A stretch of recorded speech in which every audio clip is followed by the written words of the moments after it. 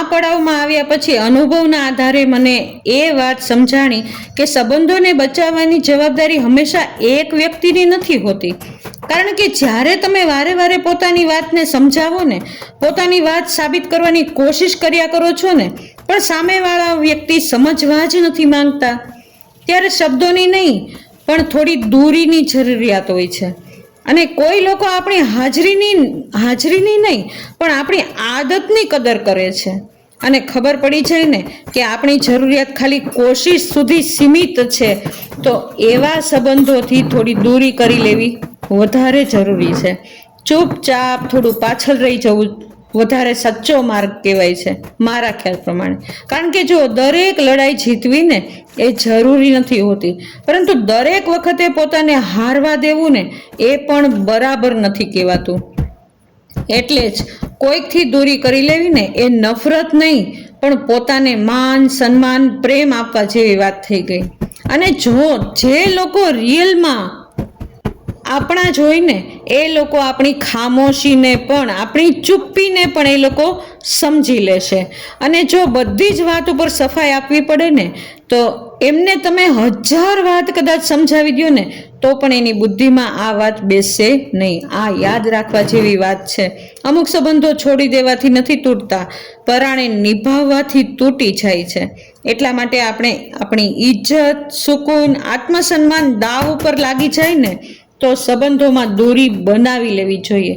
અને આ દૂરી બનાવવી એ કમજોરી નથી પરંતુ એક સમજદારી છે.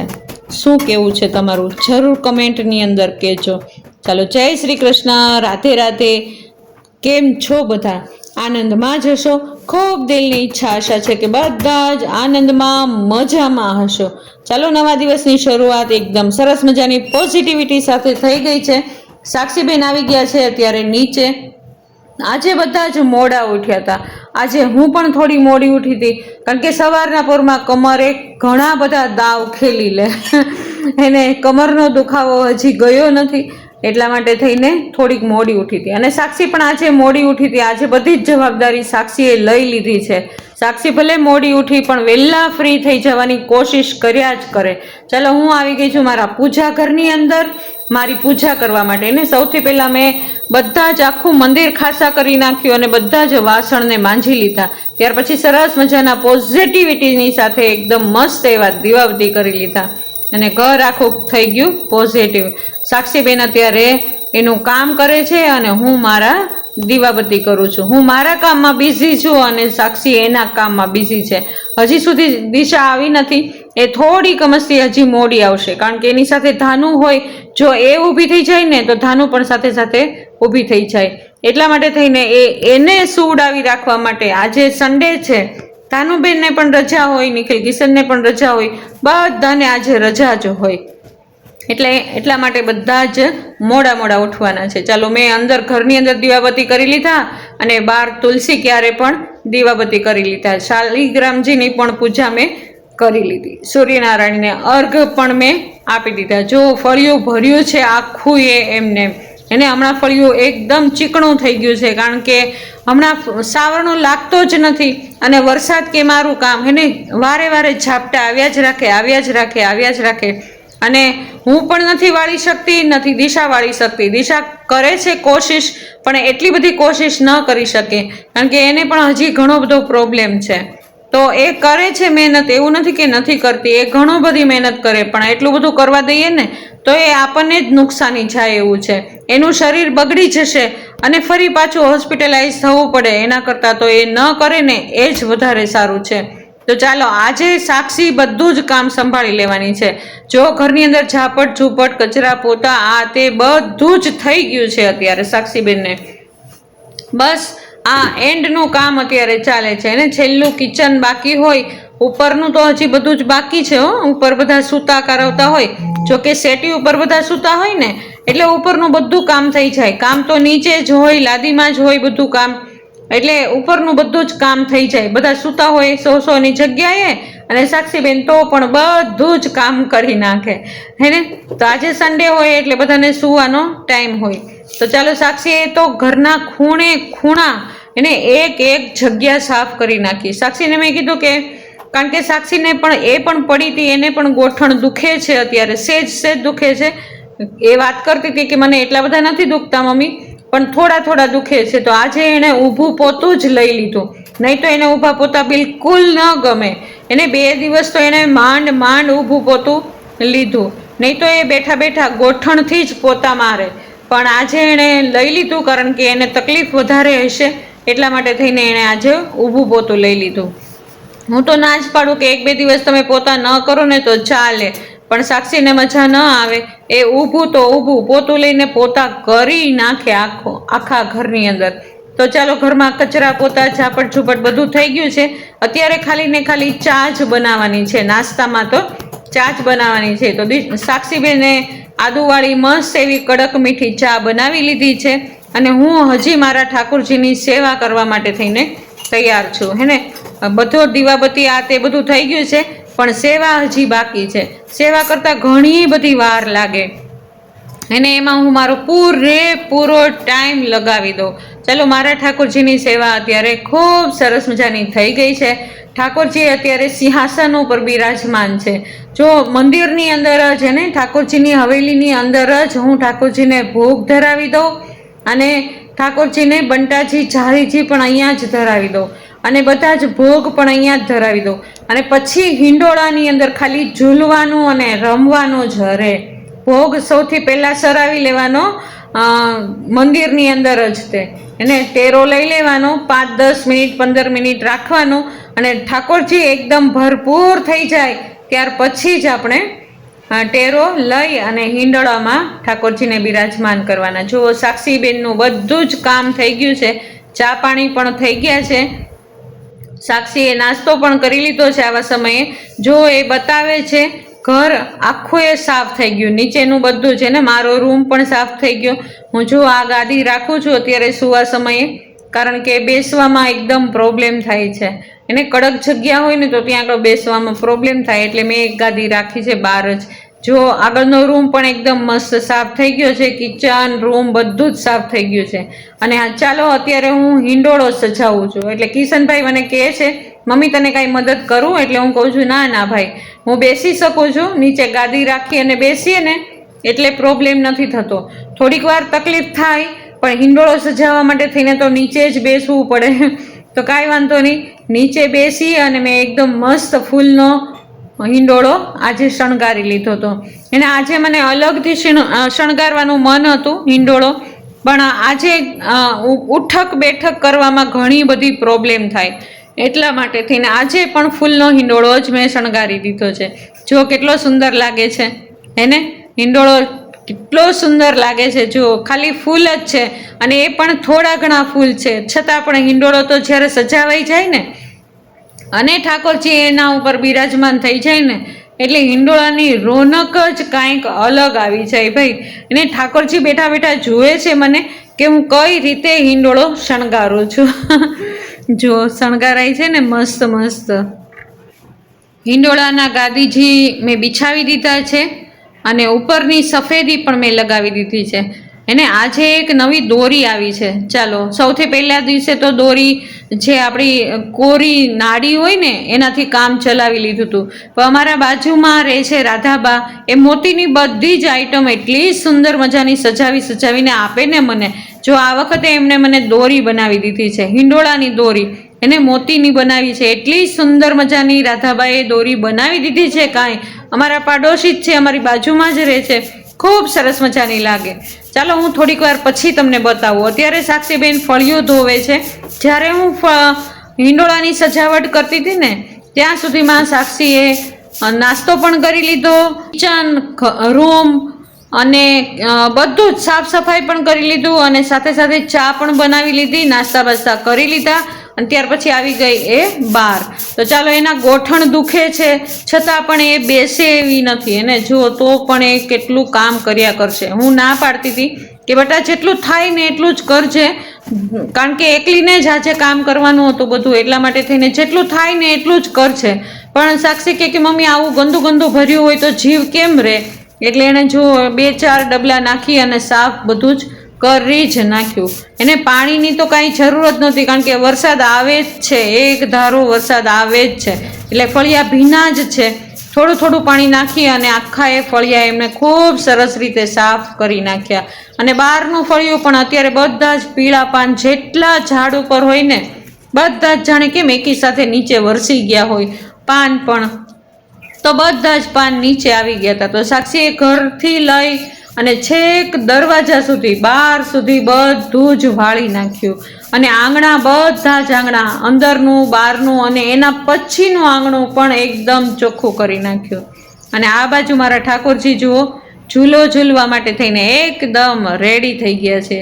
જો કેટલા સુંદર લાગે છે. અને આ દોરીની હું તમને વાત કરતી હતી, અમારા બાજુવાળા માસીએ સરસ મજાની દોરી બનાવી દીધી છે. જો કલર પણ કેટલો સુંદર મજાનો છે ને, સફેદ લાલ અને લીલો, ઝેરી લીલો કલર છે. અને જુઓ ગોકળિયું ગામ કેટલું સુંદર મજાનું લાગે છે કાંઈ એને. ઠાકોરજીની રંગત તો જુઓ કેટલા સુંદર લાગે છે. મેં તમને જેમ કીધું ને કે ઠાકોરજી જેવા આ હિંડોળામાં બિરાજમાન થાય ને એટલે હિંડોળાની રંગત જ કંઈક અલગ થઈ જાય. જો કેટલા સુંદર લાગે છે. બતાવજો જો કમેન્ટમાં કે તમને ઠાકોરજી કેવા લાગે છે. જરૂર કાનની પાછળ ટપકું કરી દેજો અને મારા ઠાકોરજીને કાળું ટપકું કરી દેજો. જો કેટલા સુંદર લાગે છે. સવારના પોરમાં સેવા કરવી ખૂબ જ વાર લાગે. સૌથી પહેલાં દીવાબત્તી કરી લઈએ, તુલસી ક્યારે, સૂર્યનારાયણને અર્ઘ, એ બધું જ કરી અને ઠાકોરજીને સ્નાન કરાવવાની તૈયારી કરી અને ત્યાર પછી હિંડોળા ધરાવવાની, હિંડોળા રોપવાની તૈયારી કરીએ. તો કેટલી બધી વાર લાગી જાય. સવારમાં હું 7 વાગ્યાથી 11 વાગ્યા સુધી હું મારા મંદિરની અંદર જ હોઉં. જય શ્રી કૃષ્ણ. રાધે રાધે. કેમ છો બધા? આનંદમાં જશો. ખૂબ દિલની ઈચ્છા આશા છે કે બધા જ આનંદમાં મજામાં હશો. ચાલો ત્યારે નવા દિવસની શરૂઆત થઈ ગઈ છે. આજે મારી તબિયત ઘણી બધી સારી છે. ચાલી શકું છું, ઊભી થઈ શકું છું, ઠાકોરજીની સેવા મેન કરી શકું છું. જો અત્યારે ઠાકોરજીની સેવા થઈ ગઈ છે મસ્ત એવી. જોયું ને તમે, ઠાકોરજીની સેવા ખૂબ સરસ મજાની થઈ ગઈ છે. તો દિશાબેનને પણ સારું છે હવે. અને સાક્ષીએ પણ એના બધા જ કામ બધા પૂરા કરી નાખ્યા. નીચેના ઉપર અત્યારે કરવા ગઈ છે, નીચેના બધા જ કામ પૂરા કરી નાખ્યા. અને હવે મારે હજી કરવાનો છે નાસ્તો. બસ હમણાં થોડીક વારમાં નાસ્તો કરવા બેસી જઈશ. અત્યારે વાગી ગયા છે 11. મારા પાઠ, મારી પૂજા, હિંડોળાના સજાવટ આ તે બધું કરીને અત્યારે ફ્રી થઈ. 11 વાગી ગયા.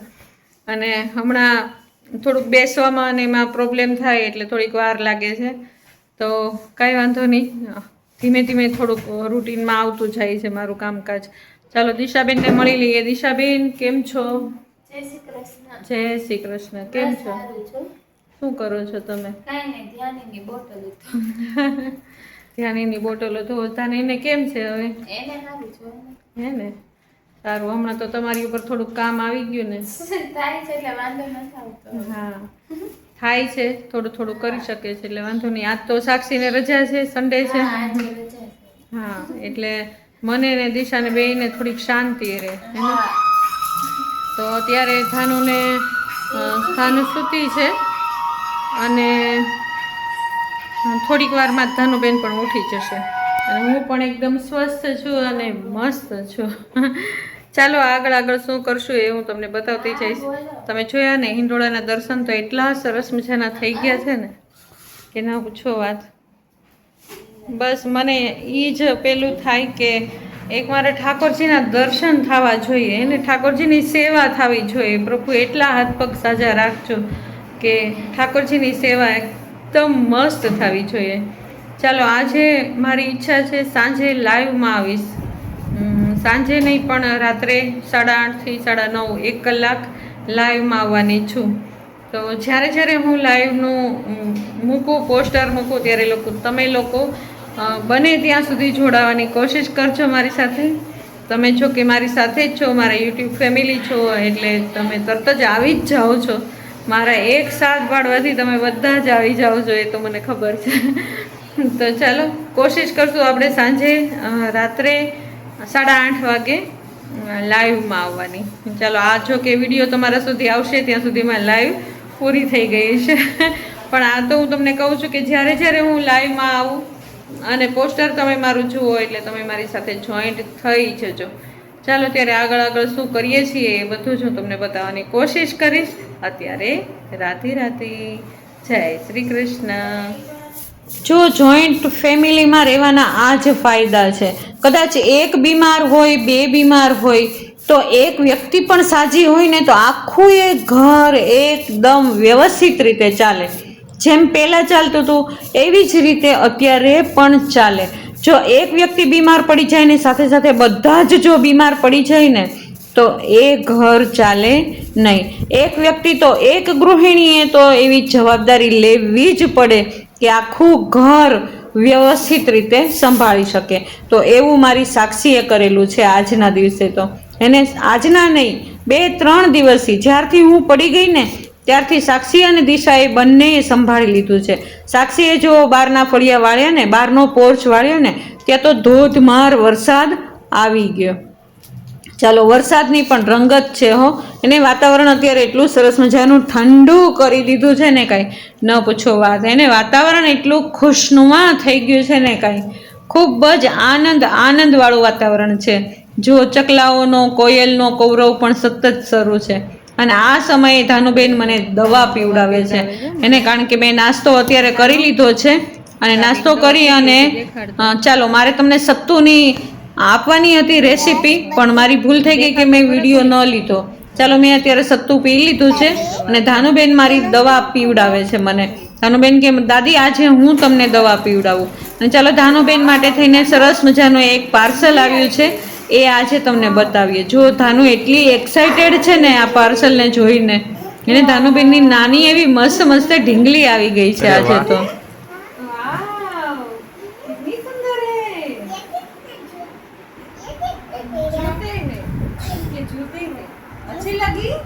अच्छी लगी ना तेरे जैसी.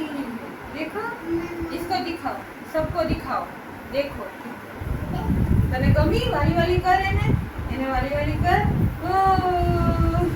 વાવ, મારા માટે છે, મને આપો. લા હા.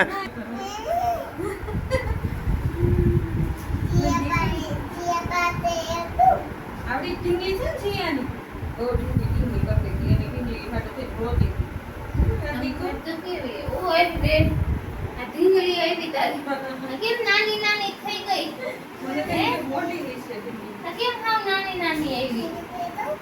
એનું પેટું છે. નથી કમી તને નો કમી તો પાછી મોકલાઈ દઈએ. અરે વાહ, એ મસ્ત. ડાબલી થઈ ગઈ છે. इसका पाची कहाँ है? હે इसका पाची कहाँ है? टेडी बेयर ने કેમ એને શરમ આવે છે. મને ઢીંગી દે ને. લાય આનો હું પગ તોડી નાખી. એને કે એનો પગ નો તૂટે કહી દે પપ્પા. એને તારી ઢીંગી. એને નથી ગમતું બોલ આ વિડીયોમાં કે મોટી ચડ્ડી પહેરાવી દે નહીં કે. ઉવાવરા તો બહુ છે. એને પોતાના વિડીયોમાં જોતી હોય ને એટલે. વાવ, કિતની પ્યારી હે. હવે રમીશ ને આનાથી. इसको ये હવે તું તો ફોન કરે છે તો આને મારીશ. યા ધ્યાની નહીં માર માર. માં એ બાપા પપ્પા વાલા કે ઢીંગી વાલી. ઈ તો તું આ દુનિયામાં હું લાડવા પાકો આવી છું. અચ્છી હે ના. ચાલો એક પાર્સલ મારા માટે પણ આવ્યું છે. મેં મંગાવ્યું છે એક સરસ મજાનો પ્લાઝો. એને એક બેનની કમેન્ટ હતી કે તમે પ્લાઝો પણ તમે ઓનલાઈન મંગાવો છો? તો હા, હું પ્લાઝા પણ ઓનલાઈન જ મંગાવું છું. એને ઘરમાં પહેરવાના જેટલા મારા માટેના વસ્ત્રો હોય ને એ લગભગ મેજોરિટી બધા જ ઓનલાઈન જ હોય. અને ઝાઝા ભાગે ફ્લિપકાર્ટ અથવા તો મીશોમાંથી મેં મંગાવ્યા હોય. જો આ પ્લાઝો કેટલો સુંદર મજાનો છે, જોયું ને તમે. આ પ્લાઝાની કિંમત લગભગ 230 રૂપિયા છે. પણ એટલો સરસ મજાનો પ્લાઝો છે ને કાંઈ ખૂબ જ સુંદર છે. મારા ખ્યાલ પ્રમાણે તો ખૂબ જ સુંદર છે, એકદમ કમ્ફર્ટેબલ છે. ધ્યાની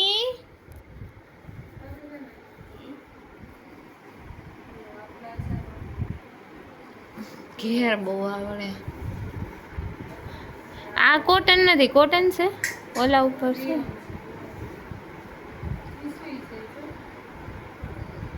ઈ શું કરે છે? પેલા ચાદુ મેં કીધું હું ઉડાવવાની.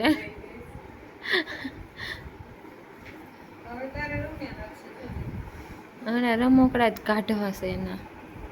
તમને લોકોને આ પ્લાઝો ગમ્યો કે નહીં જરૂર મને કમેન્ટની અંદર કહેજો. હકીકતે આ એકદમ કમ્ફર્ટેબલ પ્લાઝો છે.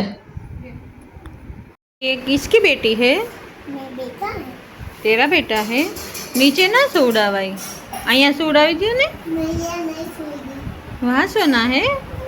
अच्छा, बहुत प्यारी है लगती है. प्यारी बेटी किसकी है ये?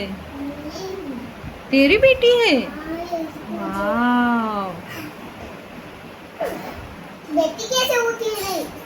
अभी क्या करेंगे? वो सो रही है. अभी ये को मैं अभी वॉश में देखे आके. ओके. ધાની માટે ઢીંગલી મંગાવી છે. એટલી ઢીંગલી જોઈને ખુશ થઈ ગઈ છે ને ધાનો. પોતે મમ્મા બની છે અને આ બેટી છે એની. એને ધાનો ये तेरी बेटी है ना? नहीं, इसकी दादी हूँ. दादी हो? ओ हो. इसकी मम्मी चली गई. इसकी मम्मी चली गई? ओहो हो, कहाँ चली गई? मुकिन चली. मूकीने चली गई? मम्मा जल्दी इसको ध्यान रखो, मैं जा रही हूँ गाँव में. ऐसा कहा?